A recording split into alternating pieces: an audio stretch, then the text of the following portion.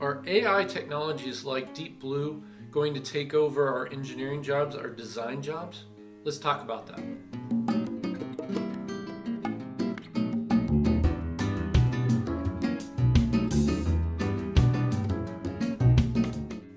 Welcome back to the Step Next Training channel, and this is Futurist Corner, and I'm Kevin Kunkel, and today we're talking about overall engineering design and generative design and organic design. All those things are mashing together in a different world in which we use computers to come up with new evolutionary designs.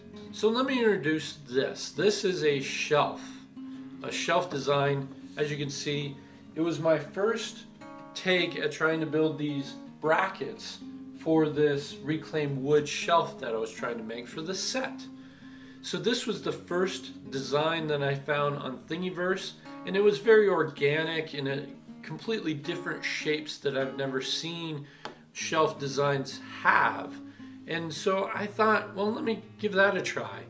With a 3D printer, I can print all these things that look very organically and have these round shapes, and it's very pleasant to the eye because it's very organic looking. So that's organic design, something that looks like it could come from nature, right? Something that was grown instead of assembled.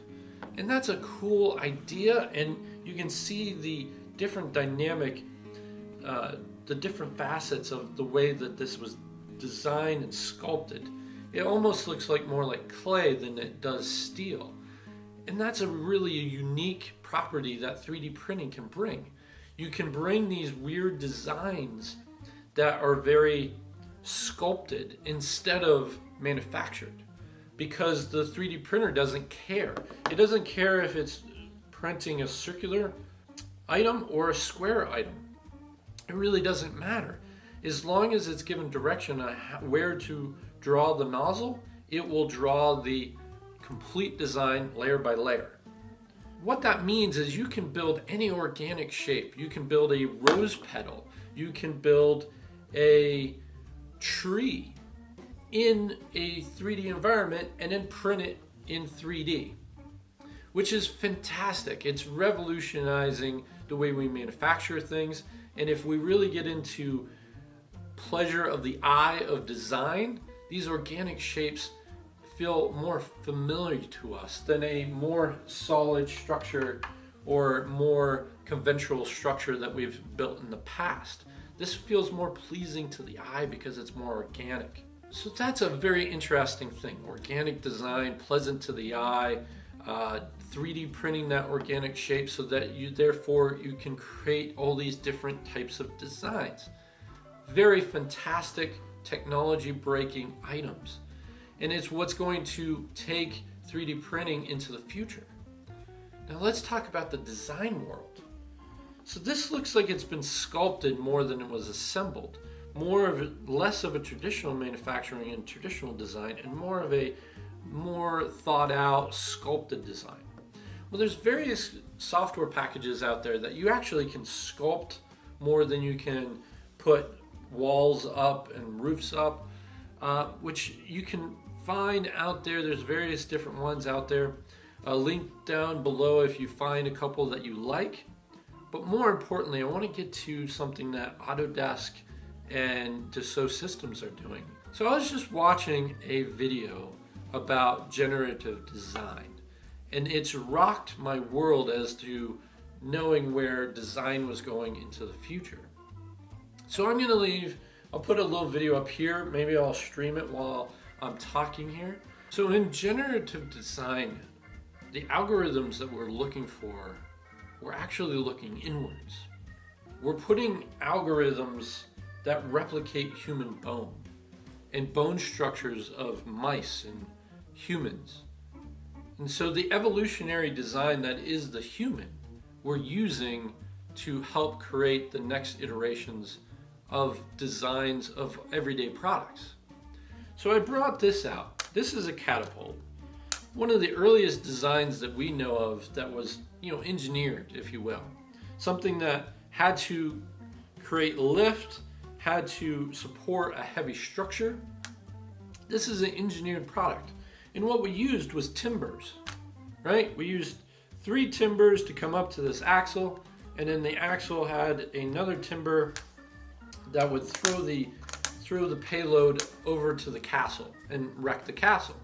A very early engineered design.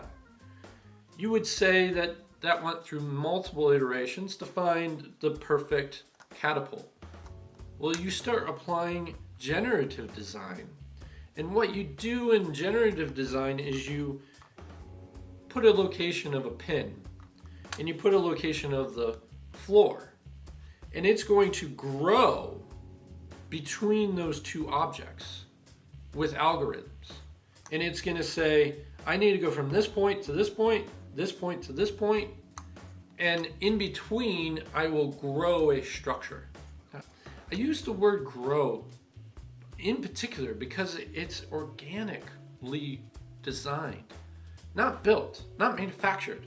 It's trying to go from this point to that point the most effective as possible. And as it's growing to that location, it's supporting itself and supporting the pin load as it's growing from destination A to destination B. So that's growth.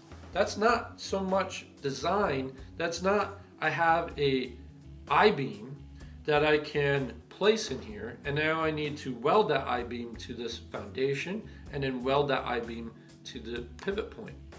That's not manufactured, it's grown.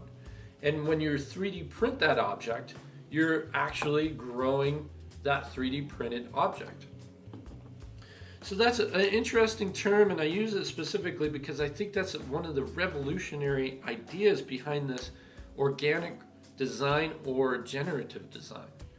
And when you look at some of these generative designs and you analyze whether or not it's more structurally sound or more cost effective than a traditional engineer design, the answer is always yes. The machine is beating the engineer sitting at a table saying, hey, I know I need to go from this point to this point, and traditional manufacturing means that I need an I-beam and I need to weld it down here and weld it up there. There's so much waste. There's hot spots on every single one of those design points. Where that I-beam connects, there's a hot point, a stress hot point, if you will. I am a mechanical engineer by trade. I was taught design and I was taught manufacturing design. But this generative design is changing the game completely. I could throw all my books about design and manufacturing design out the window because none of it applies anymore. None of it is as good as the organic design is coming up with through iterative design routines. And when I say that it's outperforming, every time it creates a design, it's creating a design that is either more cost effective or more structurally sound or both. And so when they're going through and analyzing all these generative designs, it's finding that the machine is creating a better design than the engineer himself or herself. So this is better than a human could do? Oh yes, it is better than a human could do. Why is that? Well, if you look at this I-beam or timber, if you will, there's hot points of stress, right? The reason why catapults failed in the Middle Ages is because maybe the lashing wasn't as strong in this timber as the one over on this side. So then there's a fail point right there. And on top of that, when you're putting a timber on top of a foundation, there's hot spots in the timber itself. And if you replace it with I-beams and metal foundation and a metal structure and welding, you still have stress hot points all over the design. We use a tool called FEA, finite element analysis, to get to those stress hot points to then try to redesign the object so there's less stress on the object so that you can scrape a little more metal off of it. What this is doing with this generative design is it's taking all those algorithms into play and applying it like that and like that. And it will come up with hundreds, if not millions, of versions of the way that this can be rebuilt. And each one of those has different dynamics that you can choose from. Maybe this one's the least expensive, but it takes away some of the structural rigidity of it. And then this one is more structurally sound, but it costs a little more. And then it gives you a variety of designs that you then get to choose from. Maybe there's one that looks a little more better to the eye than the one sitting to the right of it, at a cost of a couple cents. Well, then you go with that. We're going to get a more organic design that is not only more pleasing to the eye, but is also more structurally sound and more cost effective and less material, less weight. Some of the generative designs that I've seen are in airplanes, where weight is a huge criteria. So the more you can take away the weight through a generative design, the more cost effective that airplane is going to be.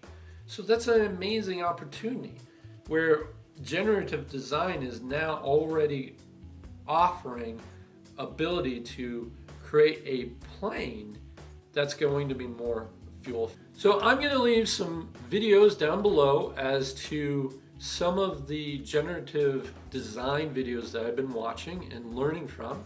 And if you think that this is a technology of the future, or you don't think we're going to go this direction, leave a comment down below. I'd love to have a conversation about it. And if you want to learn more about generative design, reach out to us at stepnexttraining.com or stepnexttraining@gmail.com. And we can come out to your company or out to your organization and talk about generative design and give more examples of how this is going to change the way we engineer and design into the future.